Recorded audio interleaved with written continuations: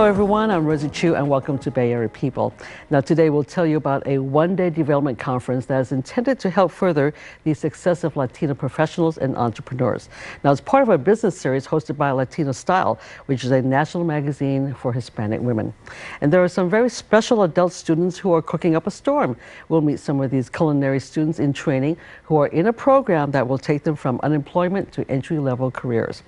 But first today there's an exciting event called an exciting food and wine event actually is called the Taste for Freedom.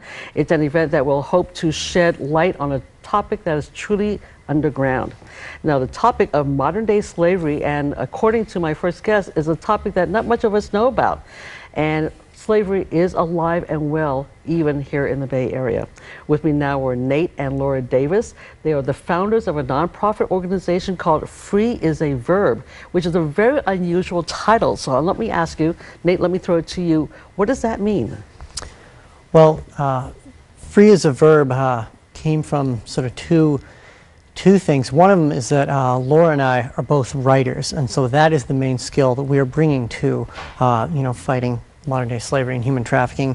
And secondly, most of us Americans, we're just born into freedom. We never think about it, we never question it. But for people who are enslaved, both globally and locally, freedom requires action. And so that's what we're hoping to get people to think about. So you're using the word free as a verb, as an action verb, as an action word, as opposed to a noun. Exactly. Okay, and the thing is, you guys are married. You're living a nice life here in America, and then you decide to, in your research, because you're writers, you found out that slavery still exists in modern day around the world. Why is there a concern? Why is that a topic that you're interested in? Well, I think in the beginning, I imagine like a lot of people, we didn't really believe that it was as bad as it is. We thought it must have been sensationalized. But as we did some research, we found out that there are actually 27 million slaves in the world today. And that's according to Kevin Bales, who's kind of considered the world's leading expert in modern day slavery.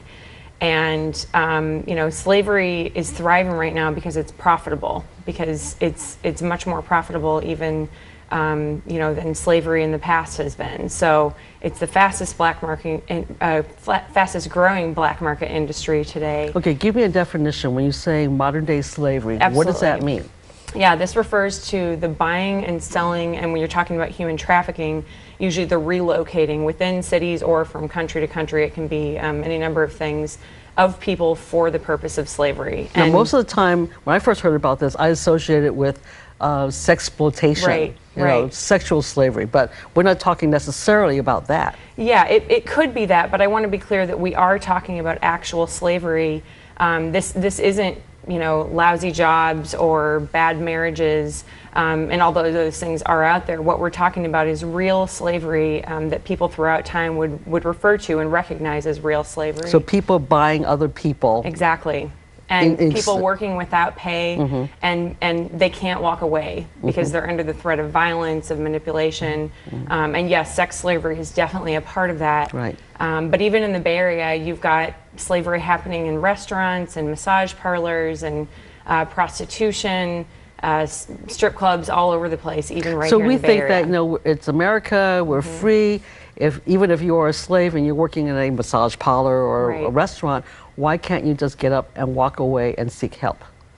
Well, often the case is people are, typically women from or children from poor families. They're told, "Hey, we have a job for you at a restaurant in a neighboring city," or "Hey, would you like to go be a nanny in another country?"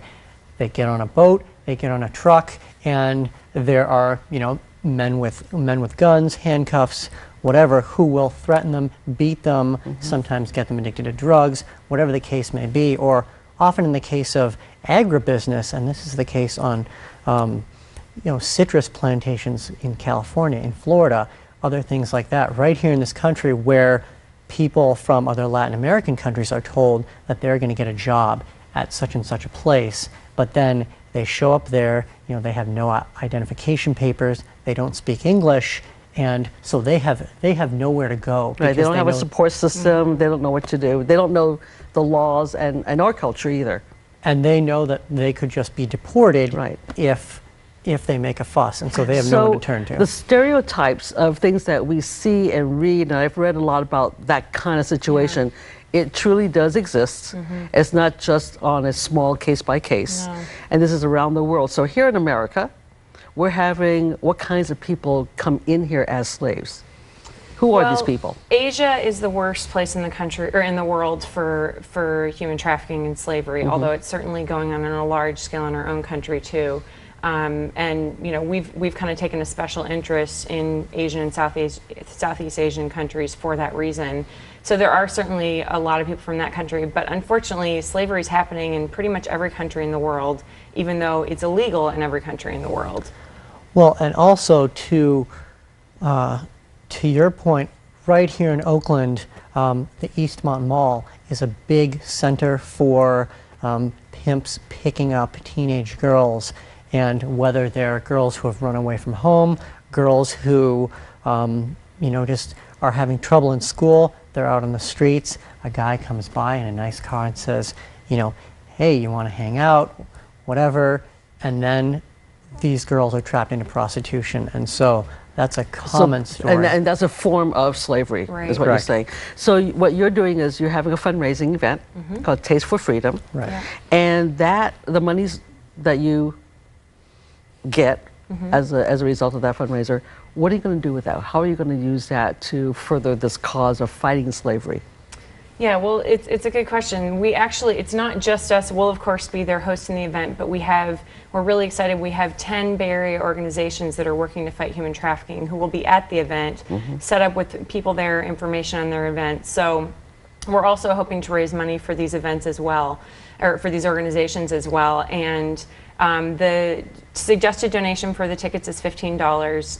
Everything that goes in with those donations, the tickets, the silent auction items, So that's is going to go towards fighting human trafficking directly. So it's really a suggested price of $15, Yes. which Correct. in the world of nonprofit fundraising is awfully reasonable. Yes, we hope so. Okay. Yes. And we're almost out of time, but I do want to take another minute to say that you guys are going to actually go to the Philippines That's later right. on this year. Correct. Yeah. And what are you going to do there?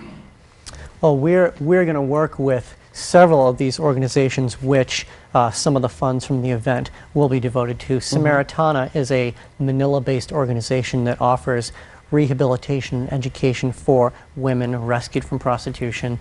I've also applied for a fellowship with International Justice Mission, which is a more macro-scale global organization that works to change laws as well as you know, physically going in and rescuing people.